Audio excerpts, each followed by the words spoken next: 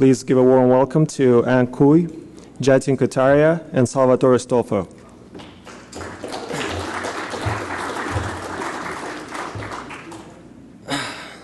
Okay, good morning. Hope everybody's properly caffeinated. We have a lot of information in this slide, in this talk. So, my name is Ang Cui. This is Jatin Kataria. We're from Columbia University's Intrusion Detection Systems Lab, and we're going to talk about recent advancements in reliable Cisco iOS shellcode and rootkit design.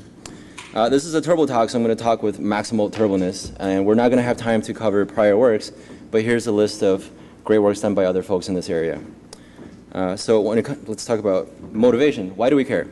Depending on who you ask and when you ask it, Cisco has anywhere between 30 to 80% of the market share as far as high-end enterprise-level networking gear goes, which means Cisco iOS runs a large portion of our global networking infrastructure. And for the attacker, that means iOS is a high-value target. But for the attacker, things get even better, because iOS is essentially undefended, meaning unlike our general-purpose computer counterparts, right, Cisco iOS has no host-based defense mechanism to speak of, no antivirus, no malware protection mechanisms. And for the attacker, things get even better than that, because iOS is essentially unmonitored, meaning now we do have network-based intrusion detection systems that can monitor the uptime, system utilization, behavior pattern of our networking gear, but none of these things have real internal view of what's going on inside iOS. Which means if you're able to manage to get a piece of malware running inside iOS, and you manage to not use an absurd amount of resources or crash the box, chances are your presence will be very difficult to detect. And of course, Cisco iOS is just a piece of software, and like every other piece of software we're going to talk about this week, it is vulnerable to exploitation. And in fact, we've seen a lot of vulnerability reports, proof of concept shellcodes, and even rootkits for Cisco iOS. But the big question is, why have we not seen the same level of large-scale exploitation of iOS and other embedded systems as we've seen for general-purpose computers? And the answer really comes down to the problem of software diversity. Okay, as FX and others have pointed out, there are something on the order of 300,000 different iOS images in the world, in the wild, and these images vary greatly as far as memory layout is concerned, which means if you design a piece of shellcode to work with a specific version of iOS and you try to use that shellcode on an unknown iOS device out on the network, the memory layout of this victim device will be different from what you expect, and chances are your shellcode is not going to work, and you can probably just end up crashing the device altogether. And in my opinion, this is the last real obstacle that stands in the way of practical, reliable, large-scale exploitation of Cisco iOS and other embedded device systems. And this is the obstacle that we're going to overcome in this talk in the next 17 minutes. So when we talk about iOS diversity, we're really talking about binary diversity, diversity of the firmware. We're not talking about functional diversity, right? So if you think about it, a router, a switch, regardless of the software revision, they have to do some pretty predictable things. So in a sense, they really represent what I'm going to call a functional monoculture. And here's a good example of what I'm talking about. Regardless of software version, on any iOS device on the admin interface, if you put in the enable command and you put in the wrong password 3 times, a very predictable string is going to come out. It's going to be either bad secrets or bad password. Now, if we have a vulnerability that gives us arbitrary memory modification, memory corruption, we know the exact location of this function inside iOS, we can then go ahead and just patch this function and change the way that the router handles authentication, and that's going to allow us to put in a persistent backdoor. But this is exactly the problem of the diversity issue, right? We have no idea for an unknown iOS device the location of this function in memory. In fact, we don't even know the location of this bad secret string. The only thing we do know is that this string does exist in every iOS image out there. So what do you do in this case? You know, this is something FX talked about 2 years ago. The general strategy is you use some functional invariant, in this case, the function and the string, right, that it prints out, and compute some feature at exploitation time to resolve the binary target for this unknown iOS image. And in this case, the memory location of the function that handles authentication. Right, so in this case, is a very simple 2-step process. First, you scan through at exploitation time the data section looking for this bad secret string. Once you find that string, you scan through the text section, right, looking for a reference to that piece of memory. And when you find that reference, then you would have found the function that handles authentication, right? And then this is where you can go ahead and patch the function and get persistent backdoor. Now, this works, but there are some issues with this approach, right? We do have to compute this pretty complicated 2-step process at exploitation time. And if you're doing this on a busy router, that's going to mean there's a good chance your shellcode will be caught by what's known as the watchdog timer. right? When this happens, your shellcode will be terminated, your process will be terminated, your attempt will be logged in great detail in traceback, both in console and syslog and core dump, and your attempt will fail, and chances are you can even potentially crash the router that you're working with. But there's actually even more subtle problem than just this. Now, suppose our shellcode does execute correctly and we're able to put in a persistent backdoor. That means we already had some vulnerability that allowed us to have arbitrary memory corruption, but the fact that we don't know what the internal memory layout of this iOS image is prevents us from making more modifications to this iOS device, even though we could. And without solving this diversity problem, we're really stuck at this level of exploitation. So that was 2 years ago, and this is now. We're going to show you a new shellcode that we designed that I'm going to call the interrupt hijack shellcode. Specifically, we're going to kill 3 birds with 1 stone with this new design. First, it's going to be faster. Instead of this 2-step process, we're going to do just a single-step process that's going to scan through the text section of the router at exploitation time. Second, we're going to be stealthier. Now, suppose we do have a backdoor that allows us persistent root-level access to this router. You're going to need to access that backdoor through some persistent TCP connection. Now, that's a connection that's going to be logged and monitored by traditional intrusion detection systems. And that's just a piece of evidence that other people can use that can alert others to our presence. In contrast, the interrupt hijack shellcode, you're going to see in a few slides, uses a wide spectrum of different types of protocols that are unrelated that are process switched. Specifically, we're going to use the payloads of these process switch packets to construct a coherent command and control channel. Doing this will, because these packets are unrelated, traditional intrusion detection systems will have a harder time constructing our command and control channel, so it'll be stealthier and more difficult to detect. And specifically, the command and control channel we're talking about also is bidirectional. So we can use this to exfiltrate information back to the attacker in a stealthy way. And that's going to be very useful, very important when we try to actually solve this diversity problem. And lastly, we want to have more control. Now, if we put in a persistent backdoor, we're still stuck with interacting with the existing iOS shell, right? We get level 15 privilege on the router, but we're not able to do anything more than just manipulate the router through iOS commands. But if we're able to put in a rootkit on this router, right, we already are operating on the supervisor mode on the CPU, which means we can potentially read, write, execute any piece of memory on this router, right? And if we solve the diversity problem and figure out exactly what the memory layout of this device which is compromised is, we can really take advantage of that fact. So here is how the interrupt hijack shellcode works. It works in 2 stages. First stage, it unpacks the second stage at a predictable location in memory on the victim router. Then it's going to scan through the text section once of the victim device, looking for the exit points of all the interrupt handlers it encounters. Once it finds that, and this is easy to find on the MIPS platform because that's just a 32-bit fixed pattern. The opcode is ERET, which stands for exception return. Once we find these ERET instructions, we're going to put hooks pointing to our second stage payload. And as a last step, we're also going to calculate a hash of all of the addresses of all the ERET instructions that we've just located. I'm going to call this thing the fingerprint, and this is going to be very important when we try to solve the diversity problem in a few slides, so keep in mind that we have this and think about why we're doing that. Now, once the second stage payload is active in the router, right, we've done something pretty cute. We've just escaped the tyrannies of the watchdog timer forever. Now, our second stage payload can now execute forever on the CPU without being caught by the watchdog timer, and here's why. So imagine your Cisco router, you have hundreds of different processes running, and you have interrupts firing off at all times.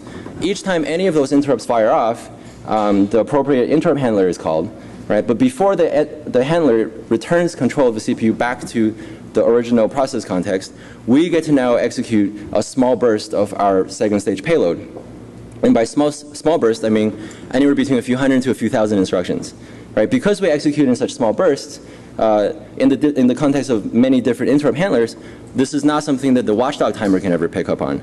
And in fact, our CPU load for our second stage shellcode is going to be distributed evenly across all of the iOS processes inside this environment. So a network administrator can come in and pinpoint a specific process that has an abnormal elevated CPU utilization because our load is going to be distributed equally across every piece of code in the system. Now, this is our low-level second stage rootkit that's going to run forever on the victim device, and it's going to allow us to, oh, by the way, didn't tell you what the second stage does. The second stage is going to continuously scan through the IO mem range of our victim router. Specifically, we're going to look at the payloads of process switch packets. And we're going to look for a special 32-bit magic pattern that's going to indicate a command and control request. And that pattern is going to be followed by one of three possible commands: load code, execute code, or exfiltrate data. Now, this is our low-level second-stage rootkit that's going to give us arbitrary access to any piece of memory inside the iOS environment. We're running inside the interrupt handler. We're running at supervisor mode on the CPU. But we still, at this point, haven't solved the diversity problem.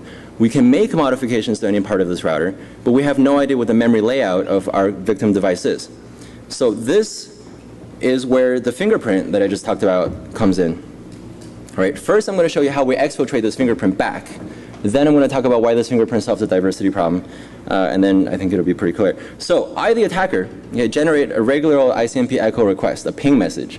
But inside the ICMP payload of this ping message, I'm going to put in my 32-bit magic pattern, followed by the exfiltration command, followed by the operand that says I want that fingerprint exfiltrated back to me. I send a ping to the administrative interface of my victim router that already has the second stage rootkit running. Usually, right, if the router answers pings, it's going to take this ping message, it's going to copy it into the IO mem of this router, it's going to put it on the RX queue, and because it's punted to CPU in Cisco speak, the CPU is going to come along, parse the packet header, and generate a corresponding ICMP echo response header. It's then going to take the ICMP payload from the request, copy it to the response packet, put that entire packet on the TX queue, right? And then this outbound packet would be then sent out through some physical interface on the wire. But because I have my interrupt hijack shellcode in place already, and because I did put in the 32-bit magic pattern, my shellcode is going to come along, see this as a command and control request, and it's going to service the exfiltration command. The way we do this is really simple. We're simply going to wait until the router constructs this ICMP echo response, and we're going to wait until it puts this packet on the TX queue.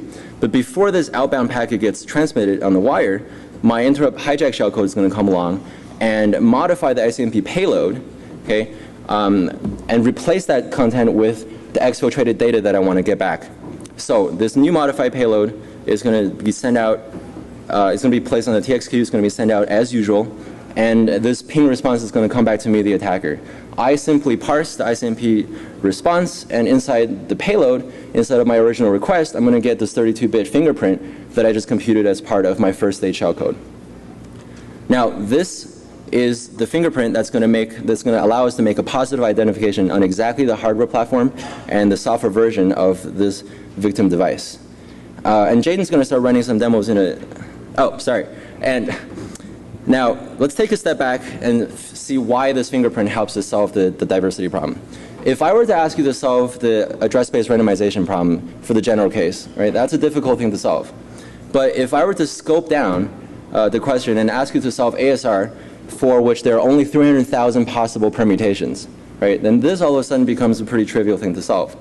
All you have to do is simply compute some feature at exploitation time to figure out which one of the 300,000 permutations you're in, right, consult a lookup table of some sort, and then figure out from that exactly the memory layout of this specific instance that you're working with. And this is exactly how we're going to solve the iOS diversity problem. We're going to build a lookup table. This table is going to contain one row for every iOS image in existence. And we're going to compute in an offline fashion the fingerprint, right, or the address of all the ERED instructions hashed for every image in existence. And then we're simply going to make a lookup, and that lookup is going to give us positive ID on exactly what hardware and software version our victim router is. So Jaden's going to show you some really cool demos. We're going to show you this whole thing working from beginning to end on a physical 1841 Cisco router. We chose this because this is the only one that fits in my backpack. We've tested this thing on 7200s and other hardware platforms too. So in theory, this should work on every Cisco router out there.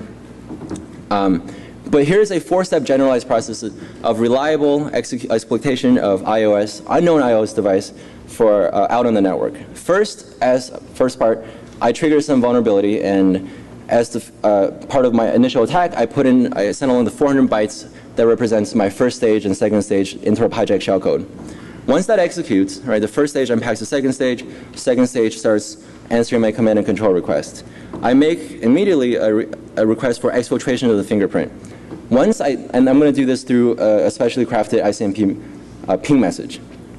Once I get back the fingerprint, I make a query to my offline database that contains fingerprints for every known iOS image I know about. And at this point, I make a positive ID. I find out exactly what hardware and software version I'm working with. Now, once I know the iOS version, and once I have the second stage rootkit that gives me arbitrary read, write, execute, right, we've solved every piece of this puzzle.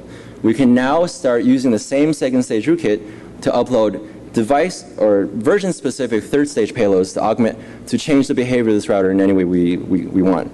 So Jaden's going to start showing you how that whole thing works. Hi guys. So first we're going to... This is a 1841 router. Right, so first we're going to show you how to load our first stage and second stage.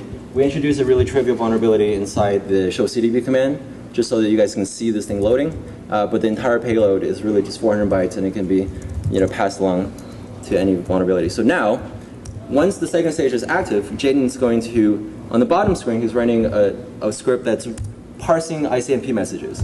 And he just sent a special program that we wrote to generate ICMP messages for exfiltration of the fingerprint.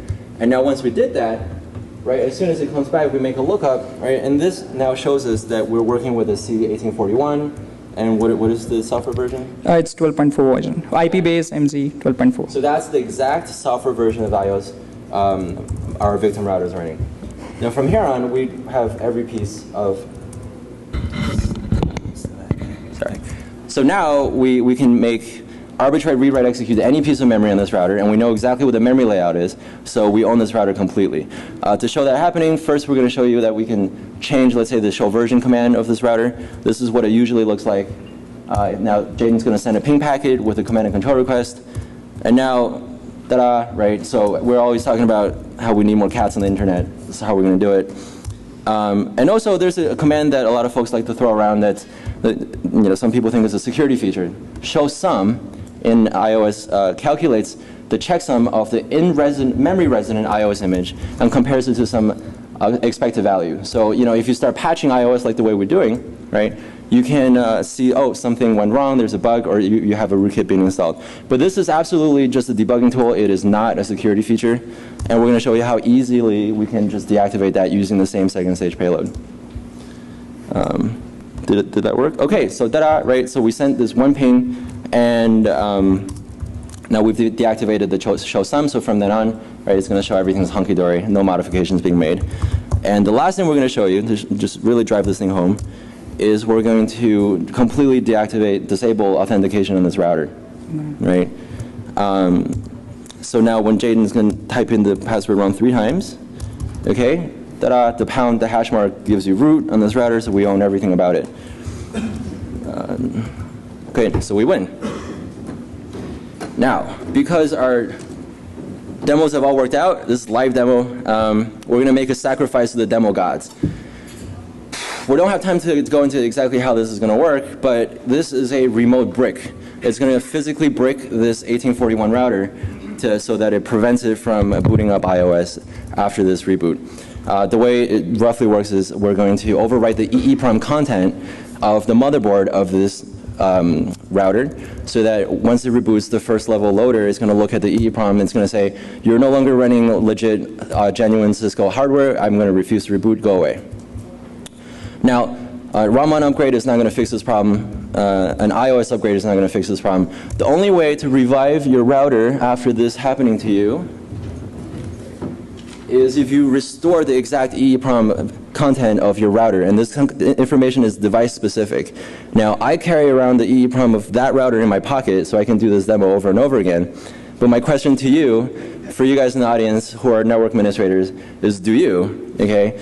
So maybe it's time to think about backing up the EEPROM of your devices, especially if you have thousands of these on your network. So now, we just send the break command, we send a reboot command using the same second stage mechanism. And I guess did you do it? Yeah. Okay, so the router rebooted. It's going to take some minutes to come back, and it's going to just get stuck here, so let's go back to the PowerPoint. All right, so we don't have time to stare at this router. If you're not convinced, you can come find me afterwards, and you can try all you want to reboot this router.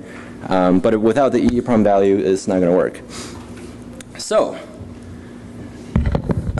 what's new and exciting in the offensive work area? Okay, so we built a 3,000 image database just as a proof of concept. That's roughly a 1% coverage of all the iOS for devices out there. But for a moderately motivated individual, right, getting the other 99% coverage is really not all that difficult. It will take about 1 or 2 weeks to download all these images from Cisco's website. And calculating these hashes, if you're clever about it, should take no more than just a few hours on regular powered computers. On the more excitingly, this EEPROM stuff we just showed you, we're currently developing hardware-resident malware that we hope will be capable of hardware-hardware contact propagation. Meaning, if I were able to get malware on a line card, for example, right, the EEPROM of a line card, and if I plug that into a router, potentially I could use that to infect the EEPROM of the motherboard, and from there I can infect iOS devices or iOS images and vice versa and have it propagate that way. On the defensive side, we have a lot of very interesting work going on. We've created a software construct called the software symbiote. This is something that is a software-only solution that can be injected directly into firmwares like Cisco iOS that can protect embedded systems against all of this malicious execution pattern that we just talked about today. The paper that will detail exactly how this defense works is called Defending Legacy Embedded Systems Using Software Symbiotes. It will be published in RAID 2011. That's in September, I think. So that's a very exciting paper. Look out for it. There's a lot of good information there. And using the software symbiote, we've constructed a line of physical Cisco hardware, Cisco routers, that are capable of quietly detecting and capturing real-world iOS exploitation attempts. Right? And we hope to distribute this across the internet to start actually catching real-world exploitation of Cisco routers. And that brings me to my last point. All the defenses that we've, all of the defenses we've tested against have been against the malicious code that we've written or found through proof of concept code from other folks who have done research in this area. But if you or somebody you know have access to real-world iOS malware, we would love to talk to you because I would like to set up some friendly shootout just to see how our defenses stack up against malware we find in the wild for Cisco iOS. So that's it. That's my talk. Please, here's my contact information along with my advisor's contact information. And please check out our website for our ongoing research and publications. And thank you, Jaden, for being DJ demo. Yay, Cisco. All right.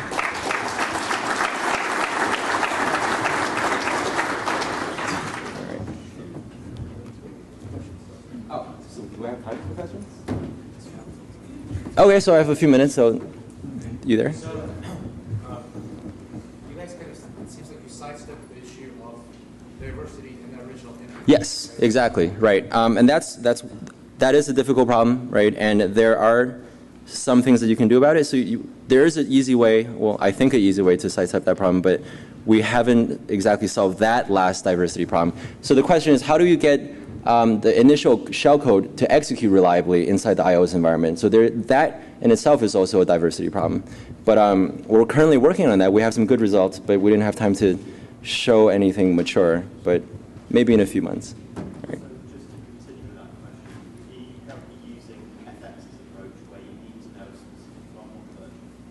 No, not at all. So this right here, none of the stuff we're talking about here has anything to do with the Raman version, right? So you're not even talking about that? yeah, we're not talking about that at all. So we're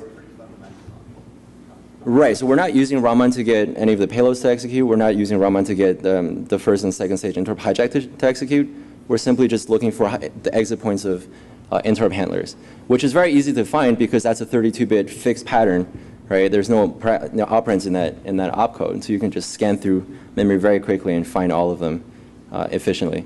Surely that is the main problem that needs to be solved. Say again? Surely the initial entry point. Right. So once you have that, okay, if you have a good way to get shellcode to execute reliably, then I would say we have a very big problem here, right? Because then it becomes very trivial to exploit these things. So that's a very good point. That's the last problem we have. So. Is this only available on iOS but not iOS XR? I assume that Yeah. Tried out XR, it didn't work out there? We haven't actually looked at XR yet, so we've just tested this on 2800s, 7200s, this 1800 here, for iOS 12.2 to 12.4, so we haven't looked at XR, but that's definitely something we plan to look at in the future. Is the firmware restore that you're talking about, that DOS attack was done, is that a standard like Cisco supported thing that you find on the website, or is that something you had to contact? Okay, so the way we wrote EEPROM to this motherboard, we're not using a documented iOS command to do it. We're using our second stage rootkit to do that. Because we're running in the supervisor mode, we're able to make modification to that piece of memory.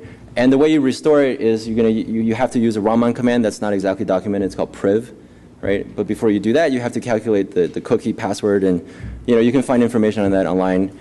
But if you don't know the actual content of the EEPROM ahead of time, it's tricky getting the password, et cetera. So, but yeah. So have you started building the fingerprint database, and will you be sharing that? That's a question for Sal, my advisor, I think. Yeah. I mean, we are just doing research. So we have no industrial interest in creating an iOS database, but I just want to get the point across that doing this is very simple. You just simply have to download these images and crank it through any modern CPU, which will take care of it in a few hours. I'm curious what you think the impact of iOS 15, where they're going to this university images on seems like it's simplified. Yeah, I think for that part, Cisco can do a lot of things to improve the integrity of their operating system. So in my opinion, what we're dealing with here is just basically a very rudimentary DOS box, right? There's no memory protection here. There's no memory isolation, right? There's really no concept of process. Everything is cooperative multi-threaded, right? Or multi-processing.